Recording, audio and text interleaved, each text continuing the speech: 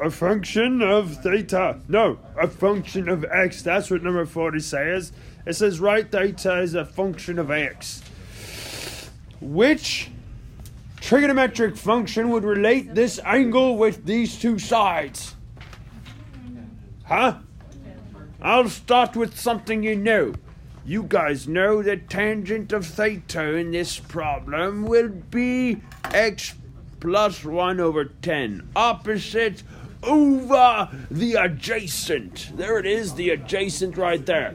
Now, is this currently written as a function of x? Is theta written as a function? No, it's not. The theta must be alone. So, how do we get that theta alone? Using our inverse trigonometric scales. You tangent inverse both sides.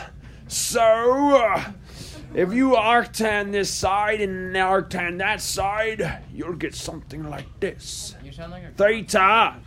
Don't tell me how I sound. I know how I sound. I have ears, you imbecile. Arctangent, and then we have x plus 1 over 10. Now, it is a function. Theta is a function of x. You could actually write this instead. You could say theta with an x like that, right there, because it's a function of x.